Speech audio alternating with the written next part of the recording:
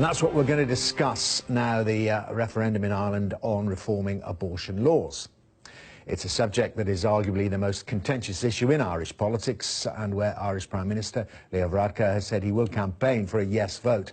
Ireland has historically followed a strong line on abortion laws, and many MPs have different positions on the issue. Well, joining me from Dublin to discuss it all is pro-life campaigner Geraldine Martin and Annie Hoey from the Coalition to Repeal the Eighth Amendment.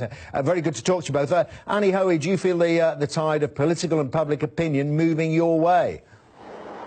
Absolutely, I think the tide is in our way. We need only look over the last couple of weeks at the change of hearts and minds we've seen with our elected representatives, where a number of public representatives who would have in the past considered themselves very pro-life are now, while still considering themselves quite pro-life, saying it's time for change. We need to address this issue. We can't push it under the sand any longer, bury our heads away. And they've now come out in favour of, they will support a referendum to repeal this amendment and to allow access up to the 12 weeks and the other things that have been proposed by the committee.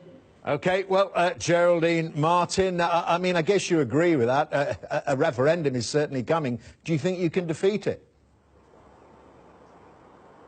I think we can. I think what's very, very important to remember here is that this is a law which has saved 100,000 lives, 5,000 lives a year. We would never contemplate getting rid of any other law which has saved so many lives. I mean, take, for example, the smoking ban, which is estimated to have saved 350 lives a year. Yet this law, which we're talking about getting rid of, has saved 100,000 lives. A baby's heart is beating at 21 days. She has fingerprints, she has fingernails, and she sucks her thumb at 12 weeks. And I think it's very important that we look at what happens in other countries where abortion has been made legal. And take, for example, Britain, where 200,000 abortions take place every year. 1 in 5 pregnancies end in abortion. And abortion for Down syndrome, when Down syndrome is diagnosed, 90% of babies have their lives ended in abortion when Down syndrome is involved. I like to feel I live in a country that values equality, that values inclusion, and yet I'm very conscious of this when I'm in this debate. That would be the driving force behind me in this debate. I think what's also very important to remember is that we have a situation where if we vote yes in this, if we vote yes for repeal, the Irish people will never ever have a say on the issue of abortion again. I think that's really, really important to remember. Just want to bring Annie back in on that. I mean, one thing I'm sure you can both agree on, of course, this is going to be incredibly divisive. Absolutely, and well, I would hope that those of us campaigning on it, and certainly from our side who are campaigning for repeal, will be incredibly respectful. We'll respect the wishes of those who have asked that, you know, we respect people and their images, that we don't go to low tactics, that we don't mislead people, that we just want a really open debate. We want people to have an opportunity to have a say on this. No one's had a say on this since 1983, no one under the age of 50. We want to engage on a debate that's about facts. The fact that 10 to 12 women are sent over to the UK every day to avail of abortion services in the UK. 10 to 12 Irish women travel a day. That's not including the amount of women who import abortion pills illegally into Ireland and face up to 14 years of a prison sentence for taking them. There's a reality here, and we just want people to be informed of the facts and to have their say. And we will absolutely be 100% respectful, and we really hope for a robust and an engaging debate over the coming months. Okay. Well, Geraldine Martin, I'm sure you endorse that in terms of the style and tone of the debate. But just let me put it to you, a point raised by our Dublin correspondent. Darren McCaffrey, our Dublin correspondent, talked to a GP today, a female GP, became pregnant, found out that the child she was carrying had a fatal syndrome and wanted to have an abortion. Of course, couldn't have it in Ireland. Do you see abortion being ruled out under all circumstances, including terrible situations like that? You know, when you talk about, as you say, you named fatal fetal abnormality, that term is no longer really used. In the sense, even the HSE has decided to use life-limiting condition. This is a child with a terminal illness. We would never ever contemplate ending the life of, say, a 3-year-old with a terminal illness, and yet we talk about ending the life of a younger child with a terminal illness. What we would say in the pro-life campaign is that we need supports for these people. And back to what Annie said about women travelling, we have had numerous Oireachtas committees, Citizens' Assembly, Private Members' Bill, all looking at introducing abortion, but we have never once had groups of politicians sitting down together asking women why they travel for abortions and putting supports in place for those women who feel they have no other option but to go for abortion.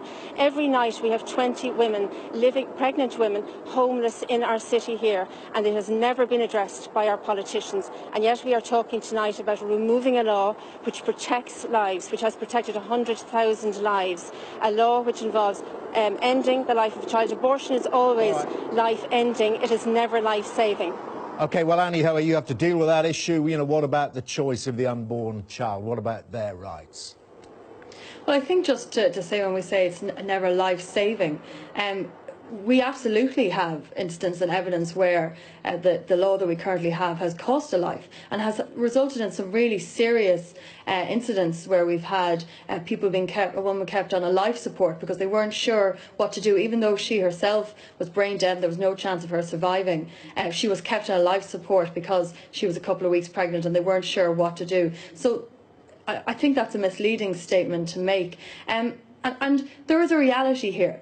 There is a reality here that women need to be able to access this healthcare.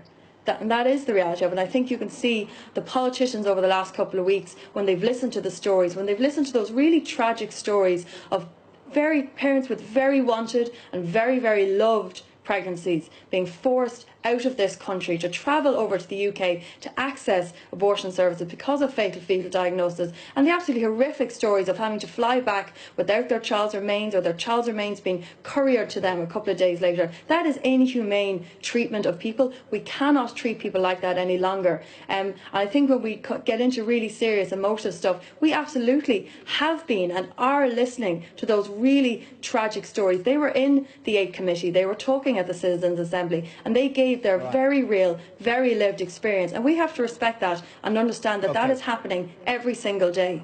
I'm sorry, Annie, we are running out of time and just got to hear from Geraldine again. And Geraldine, I guess that even if you lose this referendum, it's still a very, very long way to actually seeing any abortion clinic or clinics set up in the Irish Republic. Presumably you would make it very, very difficult for them to operate. Oh, I mean, we're not talking about losing the referendum at all. What I would say is that the public have not heard the information. There was a recent poll done which showed that only 6% of the Irish people are aware that 90% of babies with Down syndrome are aborted in the UK. I think in the coming weeks and months, in a respectful way, we will put our points forward. I think it's very, very important to say as well, just to take Annie up on a point there, if I may, about the remains being sent back. It is the abortion clinics that do the sending, and this is a very, very harsh thing to do to any parent, to send home remains. But I would ask her to bear in mind as well, this is something that happens to women in the UK where abortion is available. It is not just something that happens in Ireland. In the pro-life campaign, we have asked several times, we would say, so many groups of politicians have met, as I said earlier, Citizens' Assembly, Oireachtas Committee. We have never once asked women, can we help you? Can we put a group of systems in place which reduce the number of abortions? OK, we are out of time, but the debate, as we all know, only just beginning. Very good to talk to you both. Geraldine Martin, Annie Hoey, thank you very much. Thank you.